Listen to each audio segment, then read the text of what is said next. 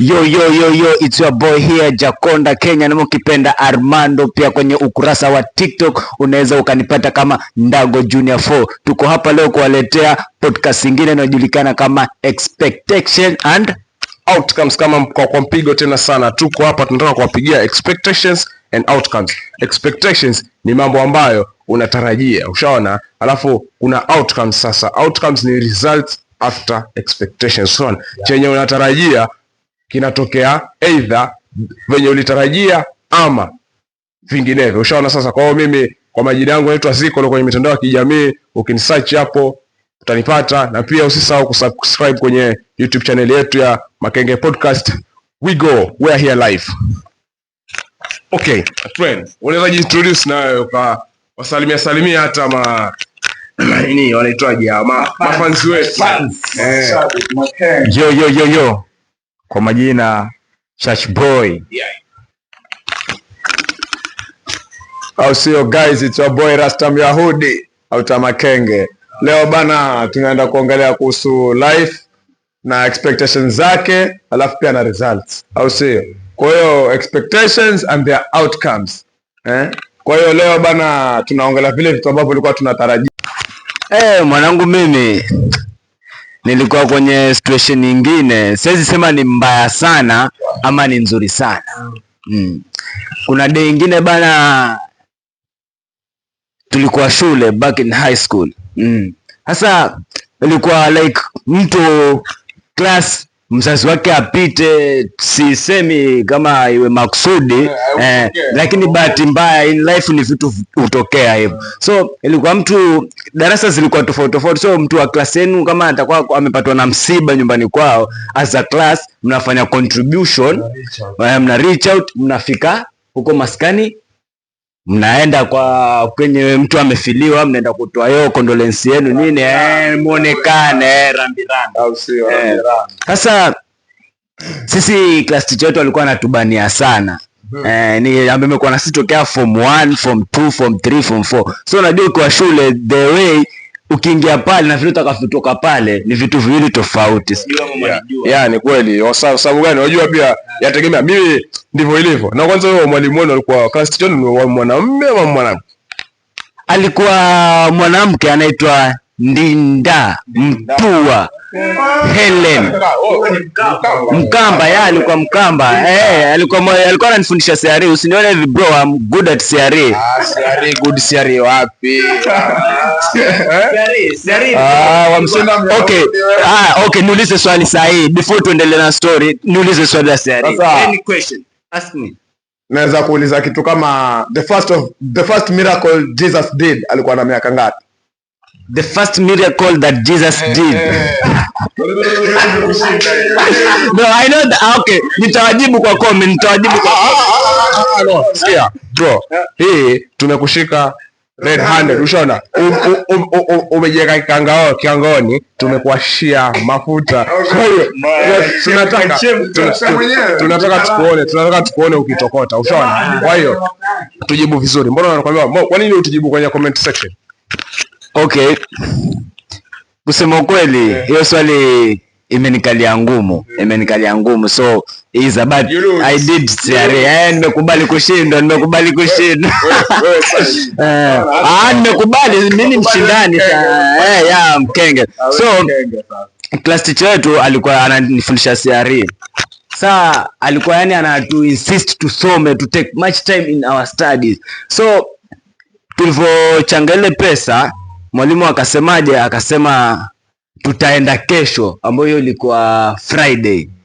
So ilivyofika Friday, sisi tukajua mida after lunch tunaenda zetu. In a way that tulikuwa tuna insist hapo hiyo time ili tu escape some subjects, sababu tulikuwa tuzipendi wengine. Shona. Sasa ilivyofika time lunch, tumemaliza kula lunch, kama class I was the leader tayari. Tupande wao kwambia, sasa jamaa, what do you say? Time imefika, time ndo hii, twendeni. I have my group always support Domida sahi. Sasa tukachomoka, tunavyofika nje ya gate sasa tukakumbuka wengine walikata kutufollow nyuma. All the girls walibaki, some boys wakasema basi jamaa tumetoka kweli, lakini pesa imebaki huko, nasikia na class teacher tuende hiyo pesa, tuko outside the school gate sasa hapo. Ndio mkaona pesa iko na class teacher. Pesa iko na class teacher. So mmoja tukasubiri nje ya gate, mwingine akaenda akachukua pesa. Kumbe alisema mimi nitarudi, ndio alikuwa ni moga anataka arudi, hajui itakuwa kesi juu class teacher alikuwa amesema tutaenda after lessons. Alikuwa anataka yani yuko willing kwenda na nyinyi, lakini sasa anaogopa ile aonekane mtu yani hata yani yeye alikuwa anaogopa punishment. Alikuwa anaogopa punishment. So akasema mimi nitarudia hiyo pesa, then tunamsubiri hatokei. Hakurudi. Never turns up. Sasa tukasema jamaa huwa ameenda harudi, tukatuma mtu mwingine akaenda freshi, akafika huko ona akaja, before arudi tukamwona yule class teacher sasa anatuambia rudini, turudi tutaenda baadaye, lakini mimi nilisema no way, I cannot go back. Mimi nilisema siwezi back, au sio? Nilisema siwezi rudi hadi ndeni. Nikamwambia jamaa kama ni kesi let it be on Monday, mimi nitakuja ongea kesi, nishafanya kesi tayari kama ni kesi, so sitarudi. Tukajichukua paka huko mazishi. Kwa hiyo wewe ulikuwa kwenye kichwa chako ushajua hii itakuwa kesi, kwa hiyo wakisema hiki mimi nalalia huko, mimi nalalia huko, nijipanga. Sean sasa wewe ulikuwa umeamua lolote na liwe au si anything happen hapa vipi? Okay. So tukajichukua mimi na besti zangu, naambia twendeni, msiogopi chochote. Mimi nita handle hiyo kitu like I was a teacher kama hiyo time ulikuwa unajijaza, sasa unasema mimi ndo bazuu. Mimi ndo bazuu, mimi ndo kusema ama ni kwa sababu ulikuwa unapiga ka weight kidogo unajiona ilikuwa tu ni kujiweka physical fit. So tukaenda paka huko, tunafika hapo tukapewa viti vizuri tukaketi. Ratiba zikiendelea hapo, lakini pale kila mtu ako na wasiwasi. Tumetoka lakini hatuna punishment ya mwalimu. Hiyo ni lazima kwa sababu wajua mkifanya kosa, afojua afadhali wewe umefanya kosa, wewe unajua kabisa hili kosa hili adhabu yake ni adhabu fulani. Lakini kama unafanya kosa bro, alafu sasa ndo unasubiri kwa judgment. Bro, sababu hujui utajajua vipi? Hujui. Hapo kuna judgment ya kuuawa, kuna kufuzwa shule. So judgments nyingi. So in that case ilikuwa lazima mshtuke, sababu mlikuwa hamjui what next, outcome yenu mlikuwa hamjui ni nini inatokea. So kuna venye ilikuwa lazima mtense kidogo hapo, panic kabisa. So hivyo ndo ilikuwa. After some hours kidogo tuko na our class teacher and the other students wanafika. Mimi tayari mimi nikaita tayari wenzangu kundi, jamaa ni hivi, class teacher akifika hapa si tunajiondoa, tunamwacha peke yake. Ushona akipeana tu hiyo pesa condolence juu yende uko naye, si tunajiondoa. So alipofika pale wakapewa viti pia wakaketi. Mimi tayari nikajifanya siogopi, unajijaza nikamuita nikamfuata tu class teacher, mwambia sorry lakini anakupeana mfano mbaya. Madam, it's like this, si tumekuja kitambo, wengine tunatoka mbali, so tulikuwa tunawasubiri nyinyi mpeane hiyo pesa ili si tujichukue. Anasema there is no problem Jacob, we're going to give the condolence and then everyone will left. Tuambia okay sawa. So mwalimu akaondoka, akaenda zake kupeana ile condolence shona. So the following day sasa mimi nikajua shule kutakuwa kukali. Sasa mimi nilikuwa nimejipanga na chochote, lakini the funny thing is that class teacher mimi vile alikuwa anamjua na ukali wake, she didn't report us to the deputy. So the outcome was promising. Kuna vile tulipona, yani my friends walisema you are the best, yani ulitupatia moyo tu kurudi. So hivyo ndo ilienda. My expectation were different from the outcomes. So vitu change. Mungu yuko. So that's your story. That's my story. So let me hear from you. Zikolo. So kama nilivyotanguliza kuwatambulisha kwamba mimi kwa majina yangu Zikolo, na katika experience yangu ya expectations and outcomes yangu kidogo mimi ilikuwa somehow complicated, sababu hata sijui ingeishaje. Unaona kuna venye nikiwa shule tuko boarding sasa hapo form 4 hapo sasa ndo tunajiweka vizuri, tunafaa kumaliza mtihani wetu wa kidato cha 4. Kwa hivyo kuna venye tumekuwa register, lakini tuna avoid kuna issues zingine inabidi unazi avoid, sababu ukicheza bro that's it, unaenda nyumbani. Kuna venye mtihani ubembelezi. Sasa nakumbuka hiyo time bro ni saa 12 asubuhi, tumeamka tunafaa kwenda kwa tea breaks. Unaona tunywe chai tuingie class. Unaona sasa hiyo siku kuna vile tulikuwa tushaanza kuonesha signs za kwamba tumeanza kwa watu sababu tusha kwa registered, tunajua mmemea mapembe ushaona sasa. So what we did, walimu walisema kwa sababu form 4 wameanza kwa Stamboard, sisi hatutafutana na wao, tutaenda na wenye wanataka kuenda, so we move with those who want to read, we want to study, those who are winning. So walimu walisemaje, form 4 wata serve breakfast wa mwisho, so tutaanza na form 3s, form 2s, then form 1s. Unaona, sababu before tulikuwa tunaanza kusupport form 4s ndio tupoe time tukasome, unaona, so it was form 4, form 3, form 2, form 1. Ushaona sasa.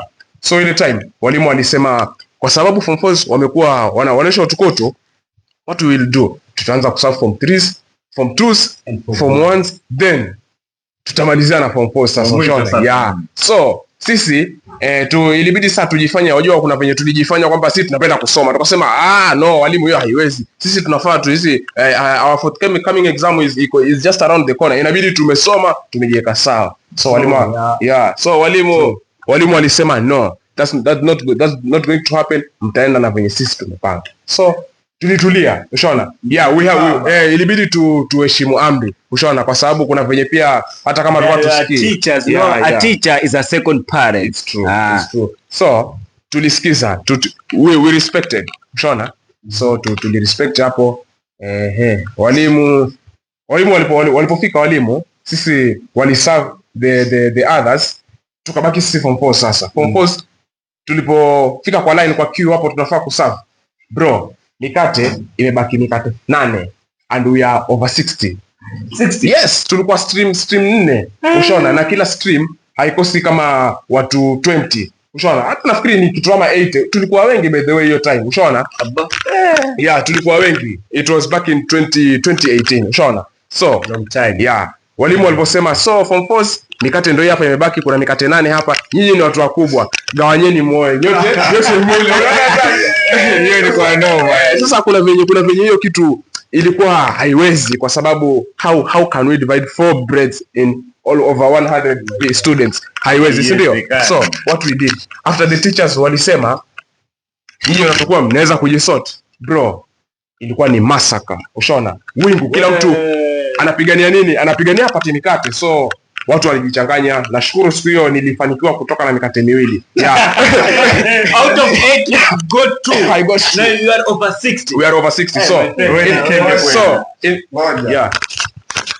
Hiyo mikate ilikuwa kwa tray ama ilikuwa imemwagwa pale kwenye meza parawanja? Okay, unakuta hizi tray za kama Dafton analeta mikate kwa agri hapo, zile tray. So ile tray iliyekwa pale iko na mikate hiyo 8. So nikachukua zile 2 nikakimbia, nikijua in mind that I've just made a mistake. At least ningechukua 1, lakini nilichukua 2 na nikakimbia, nikaenda kuweka domo, ushaona. So after tulikimbia mikate imeisha, si ndio? Kuna wenye tumepata tumekimbia, kuna wenye wamekosa wamebaki. So wale hawezi ondoka sababu hawajui watakula nini. So the teacher said, nyinyi mliobaki bakini hapa, ushaona, tunataka kujua wale mikate kina nani, ushaona. So that was the strategy sasa. Story hapo ndo picha linaanza. Hapo sasa ndo movie linaanza, linaenda kuanza sasa. Wenye tulikimbia sasa, si tumeweka mikate, tunaona wenzetu hawakuji, inabidi sisi pia tunajirudisha huko polepole tuone kunaendelea nini. So nakumbuka mimi nirudi peke yangu. So ile time narudi niliingia DH, kulikuwa kuna DH afu ndo utoke ufike huko kwa kusafu chakula. Sasa niliingia na DH vizuri mpaka kutokea hivi, naona wenzangu wenye tuliwacha hapo wamepiga line, ushaona. Sasa after kupiga line ni sisi sasa, ni mimi sasa niingie pale niende ni queue line pale nione kunaendaje. Ile ndo naenda na karibia queue line, siku na wao mwalimu, the boarding masters wanasema simama hapo, nyinyi ndio umeiba mkate, si ndio? Nikamwambia no teacher, mimi sikuiba mkate, sababu unaona sababu hii story sasa imegeuka, si story ya kwamba mikate ilikuwa haitoshi, tumeiba mikate, unaona. So mimi kivovote mtanunua, kivovote ilikuwa ni nijitoe kwenye ngori, ama unasemaje? Hiyo kama ni wewe, hiyo hata mimi lazima nijitoe kwenye ngori. So what I did, ilibidi ni come up na story yenye itanitoa kwenye ile shida, unaona. So this how I spoke to them. You had to lie. So ikabidi nidanganye mwalimu, nikamwambia sasa teacher, mimi sikutoka na mikate but I was here. But ile time mlisema mtaanza na form 3s, 2 and 1. Mimi hiyo time nakumbuka, kusema ukweli, kama ni kosa yenye mnataka kunifunga nayo, nifungeni na kosa ya kuamka kuchelewa, lakini si kuiba mikate, kwa sababu mimi nilichelewa na nikifika hapa nilikuta mmesema story ya kwamba you are starting with form 3s. Na mcheki with form 3s, ndio. So I went back to my dormitory, niende nijiweke sawa, sababu kuna vitu vingine nilikuwa sijamaliza. That's according to the story. Unaona sasa? So nilipofika hapo sasa, nikaongea na mwalimu nikamwambia mimi kuna venye haikuweza kwa sababu ya 1 2 na 3 nilikuwa sija brush, so nilichelewa. So what I did, mwalimu akasema no, hiyo story yako hai make sense. Where are the others? Before nimalize kujieleza, si the others wanatokea. So ile group ya wenye tuliondoka kwenye ile line imefika kama group ya mtu kama 10, sababu kuna wenye walichukua mikate mmoja ilikimbia na mtu 2. Sasa kuna wenye wale tulianza kugaza ile squad ya Money Heist ilikuwa ishashikwa kwa pamoja, tumefika sote, si ndio? So what the teacher said, alichukua majina yetu akaandikia mahali, akasema tunaenda front office. Ushaona? Tunaenda hiyo ilikuwa ni noma tayari. Sawa. So chenye ilitokea sasa, after tumefika ile group yenye tulikuwa tunafaa kufanya nini, kusikiza kesi tulipelekwa front office, ndio. Kupelekwa front office tukaambiwa watu you are told ni kwamba hapa ukiingia kwa ofisi ni ujieleze, utoe concept yenye inaeleweka. If failure to which, ukitoka na mlango wa nje unaenda home. Na kama mnajua gate ya Gede Boys kwenye mimi naifahamu vizuri sana. Front office bro ni gate tayari hapo. Kwa hiyo hakuna venye utasema sije eti ulete fujo eti urudi ndani. Ni just ukikanyaga, ukijaribu tu kuingia hivyo unakutana na front office tayari. So the teacher, walimu walituambia ukitoka na mlango wa mbele ndio hivyo unafuata gate. So bro, mimi nilistick vizuri. Yeah, so I stick to the plan. Nilienda na the same story yenye nilieleza tu kule walimu kule dining hall. Ushaona? So nilienda hapo nikajidefend na hiyo concept, nikajidefend sababu najua hakuna venye naweza hapo niende nyumbani nikaeleze mzee kwamba nimeiba mikate. Yeah, na imagine naiba mikate na buda alikuwa na duka hiyo time sana. Ama uliiba hata mikate hiyo 6 ukachao miwili. Nilichukua 2 bro, nilichukua tu 2. Kama kuna jamaa mwenye ameenda Gede, jamaa anemjua Ziko atakomentia. Huyo jamaa anasema mimi nilichukua 2. So after that nakumbuka kuna venye story yangu mimi nilistick kwa story, na kumbe niligundua kitu kimoja. Ukijiamini na kitu chenye umeamua kufanya bro, kuna venye unaweza fika mbali. Sababu mimi nakumbuka nilistick kwamba mimi kuna venye kuna vitu nilikuwa sijamaliza, so ilibidi nirudi nika deal na hizo vitu zenye nilifaa kumaliza before nije nichukue chai. Na kuna venye nilistick kwa hiyo ilinisaidia by the way, ushaona? Kwa hiyo ulijipanga kiscript kama wale ambao mimi sikuchukua. Bro, nilijipanga. Sasa si ukweli ni kwamba nilichukua but nilitumia uongo kujitoa kwenye. So my expectation ilikuwa najua kuna venye wanaweza ni shinda na hii kesi yenye nasema, lakini lakini nashukuru ilienda how I planned. So my expectations were tick. So hiyo ndo story yangu ya expectations, na sijui mzee J, wewe expectation yako na sijui iliendaje, unaweza kutupa kisa? Mimi kama Myahudi yani, rasta Myahudi, mimi kisa ninacho. Mbona mwanzo tumeongelea high school, acha tubaki hapo high school, si ndio? Huku high school huku kweli ndo kuna shape mwanaume ama kuna shape youth kwa hii Kenya, si ndio? Hii high school ndo ina shape youth wa Kenya. Kwa sababu gani? Mimi nimesoma day school. Nilireport from 1 as a day scholar progressive. Ilikuwa soneti hapa past sawa. Dogo si sawa waiona ile. Sasa naifahamu vizuri sana. Au sio? Basi sawa. Hiyo ni sawa. Ona. Sasa pale ilikuwa ni day school. So wale wenye unaona mtaani baadhi ndio mko nao Daro. Kwa hiyo tuliingia pale jua form 1 lazima una ile utukutu. Ndio. Ndio tukutoa primary pale, tukapiga wiki ya kwanza fresh, piga mwisho wa wiki. Tukaona mapomfozi wako juu, tukasema Monday tu aje hivyo. Unaona? Mimi nikaingia zangu Monday, nimerauka kama kawaida, ni uchungu lakini ile baridi lazima tuisikie. Lazima hiyo. Mimi na duties. Ndio, mimi nilirauka kusema kweli. Nilirauka fresh kama kawaida, fresh kwa mono bana, unavalia ile deli kubwa. unavaa dude mwanangu, babako anafaa we nalo, lakini kwa sababu babako si pasta umesomeshwa wewe. Nakumbuka tulikuwa tukiambiwa sijui trouser zako inafaa iwe sijui ni 18 centimeters bro. 18 centimeters. 34 kuna venye wanasema 34 sijui ni inches. Unaona kuna 34 kuna si 34 13 12 zinaenda hivi. Okay. So bila najua ni kitu yenye mguu inakuwa hivi, alafu inakuwa iko ndani ya cloth yenye iko na allowance ya kama shimo ya tangi. Inakaa hiyo trouser kama ilikuwa ni mtoto wa kama 8 years hivi, wanaweza ingiza miguu watu wawili yani hapo ndani na watulia.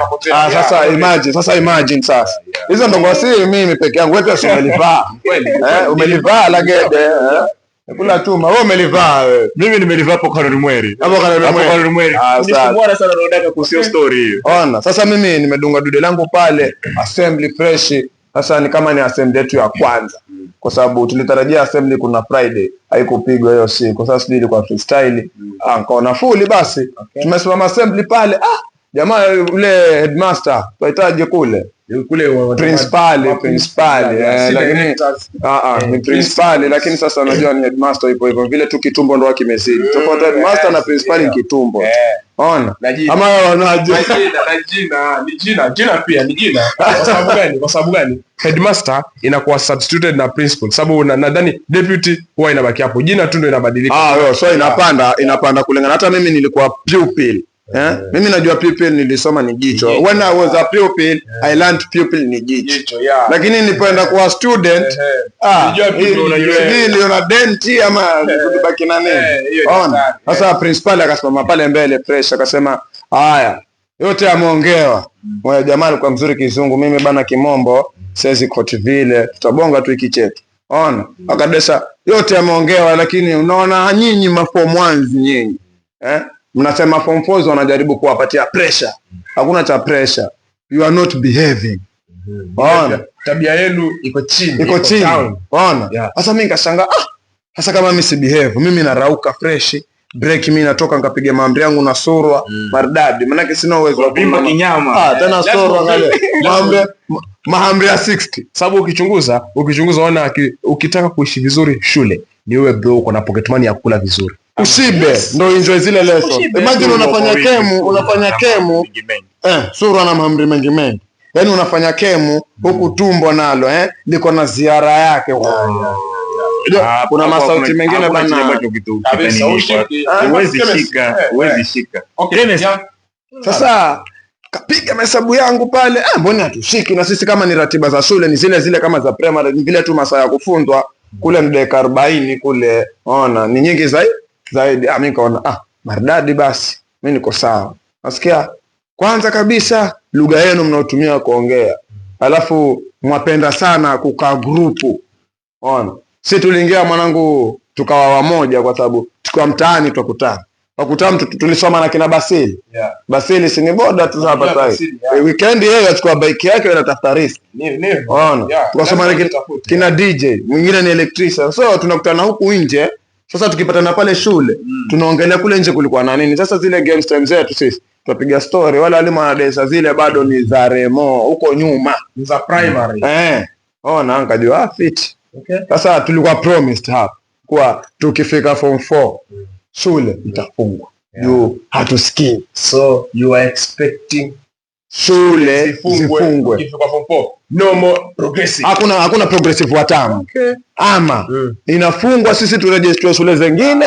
The next year baada registration inaanza progressive, ina resume. Inaanza tena upya. Sasa nikapiga mesa.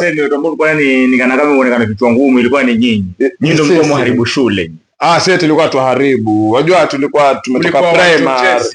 Tulikuwa tunatoka primary. Bana, nyinyi wenyewe mnajua vibe ya primary venye iko. Kule bana, wewe kama umetoka Mtukutu, waona kule basi ndo niwe ngangara, lazima nikomae. Sasa wanajivimbia kipumbavu kule. Ile hali kuwa kuna vigogo ulivikuta. Kweli, lakini sasa unaona, mimi ninavyoona hata ukiangalia, unajua ukilinganisha station yako na tuseme kama movie ya tuseme Prison Break, huwa unaweza pata wale new fish, unaona wale watu wenye wanaingia wa kwanza, huwa kuna venye wanaanza kubuliwa. Sasa in your story kuna venye nyinyi mlikuwa watukutu. Kwa sababu gani? Kama nyinyi ndio mmeingia kwa prison ya wenyewe ambayo ni hiyo progressive sasa, si ndio? Mmetoka primary mmeingia progressive, na nyinyi ndio mnakaa venye mnataka kukonka shule. Si unaona kuna venye si situation ni kama hiyo iko hivi. Sisi tulikuwa tunajaribu kukonka, tulikuwa sisi tunaishi sisi kama sisi, nyinyi kama nyinyi, lakini kiupande wa wenye mmewapata hapo walikuwa wanaonekana kama nyinyi mmekuja na system ambazo ni kana kama nyinyi ndio mtataka kuwa vichwa, si unaelewa?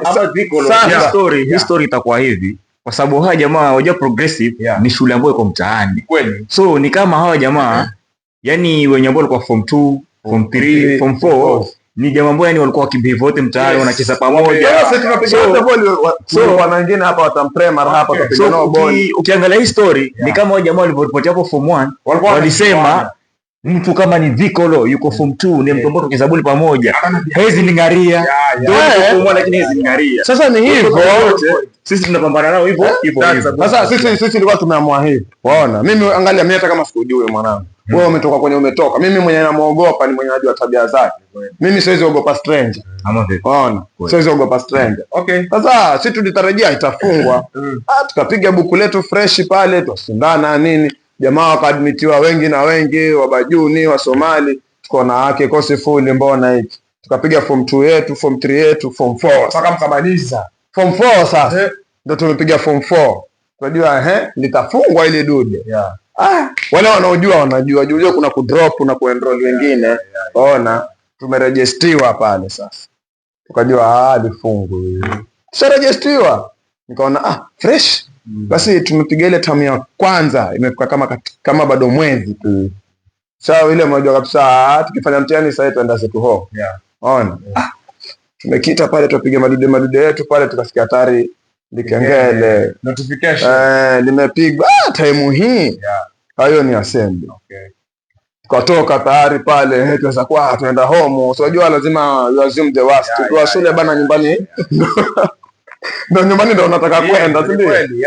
Sasa mimi nikapiga mahesabu yangu pale na wale tema, tutokeni. Tukatoka fresh group yetu na kina Muktari wale kina Fuadi, tuka pale nje skiani assembly pale, principal anataka kwa brief. Unaona?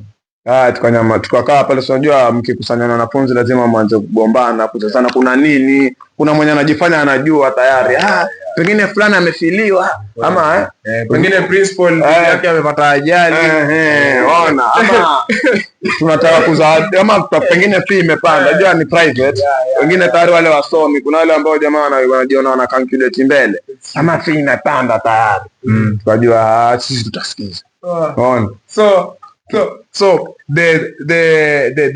the outcome, so hiyo outcome ndo inakujia hapo sasa. Hiyo outcome inakujia hapo. Maana sisi ilikuwa tushavunja tamaa kuwa ati kuna shule kufungwa, turejest kwingine ama kuna progressive kuishi. Sisi ilikuwa tunajua tusharejestiwa yezi ishi. Tuliambiwa tukaambiwa it's a good thing, Watamu progressive is now a high school. So it was registered as Watamu High. Naona tukachange budget tayari, after that week zikachangiwa. Tuliambiwa tu kitu kimoja, one thing you keep in mind, by the end of this term tukawa sote, mwenye ana uwezo mwenye hana, tunajipanga kwenda Kagombani.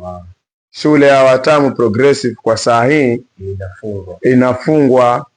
So mwambie wazazi wajitayarishe. Sasa unajua 3 weeks tu mshapewa tayari data. Ona. Sasa tukarudi nyumbani sasa. Tunaenda kuambia wale wazee. Unajua wakati tuliambiwa kuwa tukifika form 4 itafungwa. Wewe kitu kama hiyo weza ambia mzee. Kwa nini sasa? Kwa nini usiambie mzee nani? Mimi angalia, mimi nilikuwa najua tayari babangu ninapomjua mimi, namjua mzee Konde. Mimi nimwambia babangu kabisa, mzee basi kule juu basi yule mwalimu amedesha kuwa tukifika form 4 itafungwa. Mimi mwanangu ningehamishwa Gede ama Kanuni Mweri tayari. Mzee hapendi complication. Na wewe ulipopili Kanuni Mweri? Mimi Kanuni Mweri mwanangu ni mbali, kitu cha kwanza ni mbali. Kanuni Mweri mwanangu pale ilikuwa ni shule nzuri sana ile. Ikifika time lunch. Mwanzo nilisikia Kanuni Mweri mwaitumia kama lodge mwanzo nikiwa high school mimi. Sijui sasa walikuwa wanatiana mimba mbaya. Tusiharibu CV. Lakini ni kweli huko. Wenye walisoma Kanuni Mweri jamaa mtacomment hapo na mseme. Kama la mseme la.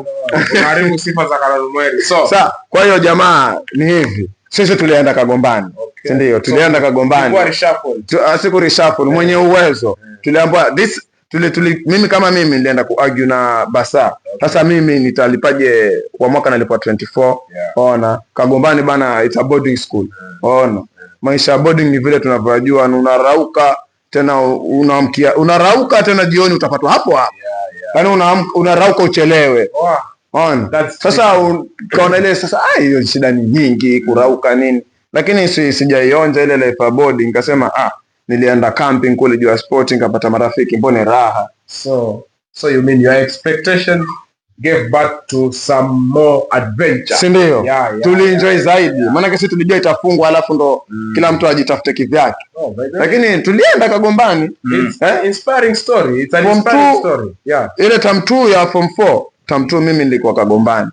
I enjoyed it. Kwa hiyo that was my outcome. Wow. That's a very inspiring story, my friend. Your story yako inamutisha. Unaona venye inaonyesha kabisa. Wajua ni vitu ambavyo hatutarajii. Kwa hiyo guys, kama wewe pia unalo, kuna wenye wamesoma Gede, kuna wenye wamesoma Mweri, kuna wenye wamesoma Progressive, kuna wenye wamesoma hata Happy House hapo. Shule zipo. Au sio? Kwa hiyo kama unalo wewe, hapo kwa comment hapo, kaeke tu kiasi hapo. Alafu sisi tutakusamarizia tu vizuri hapo. Tutasema basi mtu fulani alituambia hiki na utuambie ukweli, maana yake tukikuta na tudanganya.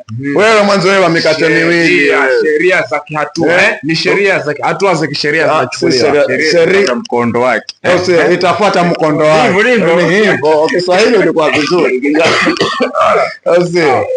Back to Deacon. So tumeona story ya Juma. By the way, story ya Juma is very funny. It's very funny, interesting sana. Nimependa sana story yako. So tunaenda kwa Church Boy kijana wetu sasa. We want to hear your story or the expectations and outcomes zako. Yo hapa mko na Church Boy. TikTok huko wewe Church Boy. So kijana wa kanisa. Mimi story yangu haikuwa si ndefu sana na si fupi sana. Lakini ngoja wachungaji usema hivyo, neno la leo si refu vile, lakini naona tutachukua kama approximate kama 10 hours hii story itakuwa. Wewe 10 hours. Si ndefu. Bana wewe una 10 hours. Si ndefu, sikizeni.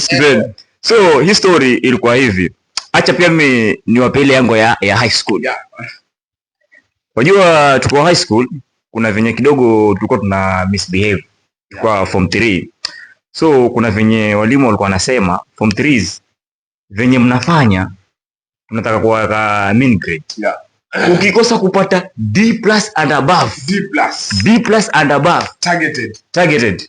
Mwanangu wewe dhari unatafuta shule nyingine. Church Boy, hiyo D+ ilikuwa ni ya individual ama ilikuwa ni mean grade? No. Hiyo individual. Wewe kama wewe tuko form 3. Na hiyo ilikuwa ni exam ya kuendea form 4. Walimu walijiamini. So unapata nile time ya kuwa jamaa, kila mmoja nile jongangana na mwenzake. Wewe vipi wajionaje? Mimi hali yangu jamaa, mimi ndio natoka hapa shule, siendi form 4. Mimi ndio ni repeat. Repeat mwanangu, high school. So kuna venye mwalimu wa chemistry naye alikuwa alikuwa si mpambe kwangu. Chemistry nani? Alikuwa anaitwa Mr. Karanja. Si yule kuzabucha pale. Maana kama Karanja anakucha. Jamaa namjua. Anapenda kuvaa kofia hivi. Nilipata umahiri. So huyu jamaa tayari hakuwa mpambe wangu. Sijui kama alikuwa tunakosania nini. So kuna time, hiyo kuna venye kidogo alipeana assignment kwa klasi ya chemistry. So mimi mwenyewe tayari chemistry sikuwa mzuri vile chemistry. Chemistry ilikuwa nikingangana sana ni D-. Rosa. Unaumia kichwa. Nimekesha kusoma siku mzima. Unaangukia D-. Wow, maji kwenye mabeseni, So huyu mwalimu mimi kuna time ulikuja ngajua huyu mwalimu bana mimi ananichukia tayari natural tayari. Damu zenu asienda. Ulijaribu kuweka mambo vizuri, una put more effort lakini wapi? Alikuwa haonyeshi appreciation. So kitu ambacho mimi iliniugi sana ni kwamba tulifanya assignment fresh na jamaa alifanya assignment nzuri. So nile amemark but kuna question kila mmoja alikosa. Kila mmoja kwa class. Lakini sasa yeye Akaja kwa class anasema nini, Justin, kwa nini unakosa hii swali? Hii swali rahisi, kwa nini unakosa? Na hujakosa peke yako. Kila mmoja wa class amekosa, everybody. Lakini huyo mwalimu anakosa, unajua wewe si class. Wewe ni Justin. Yule mwalimu alisema touch boy, wewe kama Justin, si ndio? Wewe una uwezo wa kuwa ile swali ulikuwa uliperform, si ndio? Lakini anajua how able you are. Sasa alipokufuata wewe as individual bana, usione hati ni ile beef yenu ya uko nje ama ni ile kwa sababu hamuelewani uko na ameleta kwenye elimu. Ile alikuwa anakumenta wewe kama wewe, mbona watu wote wakuone wewe. Lakini yani wewe jaribu kufikiria ni kitu mmefanya za group ama vipi? Nyote mmekosea, lakini sasa yule mwalimu amekuja tayari anasema nini, Zikolo wewe ndio utakuwa a good example. Why me?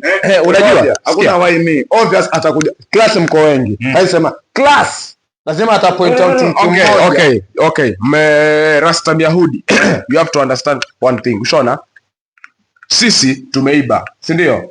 Tumeiba kama story ya mikate. Tumeiba kama group. No, hiyo story ya mikate ndio tuiache wazi. Tumeiba, si ndio? Alafu mtu aje hapa. Ushona sisi sote ni wise, lakini kwa sababu mimi mtu kuna venye tushai ku brush shoulders to some extent, yani tumewai kubishana kwa hapo nyuma, labda tuna grudge. Ushona labda hiyo ni haste umepanga ni wewe ukaja kutushirikisha, so aje hapa anipoint mimi. Mbona asikupoint wewe mwenyewe? Mbona asipoint mtu mwingine anipoint mimi? So mimi nitaichukulia personal juu kuna venye tulikuwa hatuchanganyi, unaelewa? Alafu akaja akaileta bado kwangu. Kama msebra shoulders, sawa, hiyo kila mtu ataelewa. Class nzima lazima itaguna. Obvious. Lakini ukiona class haijaguna, jua wewe ndio uko na hiyo person. So mimi naelewa point ya Church Boy nimeiona. Sawa. Nimekuelewa. Church Boy, endelea. So huyu mwalimu after study ndio ile akaniuliza kwa nini hii swali umeikosa? Kaambia mwalimu, swali mimi sisi nimekosa kwa kweli, nilikuwa nataka kukosa. Nimekosa kwa sababu sijui. Sikuwa najua. Na mimi tayari nikamwambia tayari mwalimu, lakini sasa cheki. Ukiangalia hivi klasi nzima hapa, kila mmoja swali amekosa. Kwa nini tayari umenifuata tayari mimi direct? Anasema wewe akanambia wewe ulikuwa unakutafuta sana. Nikamwambia okay, kwa hivyo alikuwa na drive. Alifunguka. Ni kama tulikuwa tunawindana huko. Sasa hiyo ndio ilikuwa amepata opportunity ya yeye kukubeleza vizuri. So huyu mwalimu kuna venye kidogo bwana aliniambia njoo. Aliponiita pale mbele ameshika fimbo. Fimbo. Mbakora. Fimbo si ile wastani tu. Kama alizidisha. Amesema mbakora. Unajua fimbo. Unajua inaleta. Unajua mbakora bro? Mbakora najua. Ile ya wazee wanaelea ile. Ile sasa na uzito ile. Something like this, I think. Mbona mtakufanya mwalimu alikuwa. So, hii kitu huyu mwalimu sasa kanambia Justin, angalia. Wewe tabidi ni kupunish. Nitakupiga fimbo ngapi? Mbakora 3. Moto baridi. Hizo mbakora. Wewe mwalimu vimu mtari hapo shule ulikuwa tunamjua. Wewe ulikuwa ukitwa na huo Mr. Karanja mwanangu akikwambia kupiga fimbo 2. Mwanangu utafikiria amepiga 5. Wow. Hizo mbili hiyo effort ambayo yaweka hapo. Haishiwi power. Haishiwi power. Kitu mimi na boss kwa natarajia ule mwalimu alinifanyia uhuni. Useme ule kweli alinidhuru. Sababu ni yeye kuna venye aliniambia nilalie juu ya loka zile zenye zile fresh ball. Zile vimeboelewa loka za shule. Nilalie juu ndio kule kunichapa kwake. Ndio kule kunipanish kwake asipate tabu, ni ile tu anataribusha taratibu inaingia bahari yake. So alivyoniambia hivyo bana, mimi nikamwambia mwalimu wewe cheki, mimi kusema kweli sitaki kukosea heshima na mimi sitaki kunikosea heshima. Kwenye hii loka mimi tayari silali. Hii loka mimi silali. Nikaganda sasa. Nikaganda sasa. Kama nikubaki kwenye hapa mimi nitasema kama atanichapa. Wewe ulikuwa raja kuchapa kwa mkono ama nikichapa ulikuwa utaki. Ule anajua loka flat. Mimi nilimwambia ni kitu boss sifanye. Mbele ya class. Mbele ya class kabisa, mbele ya class. Ilikuwa noma. Hata kama ni mimi hawezi niweza hivyo. Kitu ambacho alifanya yule mwalimu aliniambia okay, wewe si ni kama umekataa kulala juu loka na kupunish. So fanya hivi. Pack and go home. Lakini mimi nikamwambia sasa wewe usemulo kweli hapa shule. Wewe si niambia tayari mimi nipaki niende. Not unless either deputy au principal. Aje hapa class aje niambia kijana nenda nyumbani. Kwa hiyo ulijisimamia wewe kama wewe. kajisimamia. Lakini katika ile pilika ile sasa ukapita mwalimu wa CRE. Lakini mwalimu wa CRE unaona mtana mwalimu wa science, mwalimu wa chem kidogo. Alafu kidogo walikuwa kidogo kuna kule kuelewana. Akaniambia church boy, stop. Hasa kule kuna bia niache ile kitu. Mwalimu akaingia ndani vizuri, akauliza Mr. Karanja, kuna nini? Lakini sasa mwalimu wa CRE akaambiwa huyu jamaa kuna swali hapo amekosa. So mimi kuna vinyo nilikuwa nataka kumpunish. Akaeleza ile hali yake. Lakini huyu kijana hataki. Mwalimu sasa akanambia, church boy bana, mimi sikujui hivyo. Mimi sikujui hivyo. Mimi najua ni kijana mzuri, kuna shida. Mtaratibu. Sasa ngoja. Anayejua church boy ni mtaratibu jamaa, ni nyinyi mlosoma naye. Sisi bana tunamjua huku. Unajua mambo ya chuo bana ni wanafunzi. Wananielewa. Mimi church boy, mimi nilikuwa nikipiga nini sana hapo kwa Rumwere. Haya sana. Tutazipata habari zako na wale wako habari zako ziletwe. Tunakuja kurudisha hapa. Okay jamaa. Story yangu mimi bana, acha hizo 10 hours. By the way nilikuwa nimemwambia 10 hours. So 10 hours zimeisha sahihi. Ni kama story. Sawa jamaa, hiyo ni church boy au sio? Nilikuwa na Myahudi hapa, Zikolo au sio? Wote hao jamani watu ambao mnawajua au vipi? Kwa hiyo kama kuna story yenye unajua kumhusu sasa, huu ndo wakati. Maana yake tutatafuta episode moja hapo katikati. Ya kuambiana ukweli. Kwa hiyo kama kuna mahali jamaa unajua kabisa yule kenge yule aliharibu. Kwa hiyo jamaa mnafahamu, tuandike hapo kwenye comment, ama tunajua tunaweza ona na wapi. Watamu ni ndogo. Sawa. Tupatane jamaa. Mimi napatikana sana mtaani kwetu, mimi wajue leo pia usi. Wewe ukifika ulizia tu J. Alafu usisahau kabisa jamaa kusubscribe at Makenge Podcast katika YouTube channel yetu, tuko TikTok au zipe. Alafu kwenye account binafsi za TikTok jamaa tuko na @Mbaga Official. Unaweza reach out direct kwangu hapo. Alafu kuna ya Zikolo mwenyewe au sio? Ukipenda pia kuna kina Jakonda, kina Church Boy kama alivyoambia. Mtoto wa kanisani jamaa, msimharibu. Muende naye taratibu. Msiniharibie kijana wangu. Tuna Church Boy. Ona Myahudi yupo, Church Boy yupo. Makenge wameaminisha jamaa. Kwa hiyo tuwe pamoja na tuwezidi kuwa pamoja. Au sio?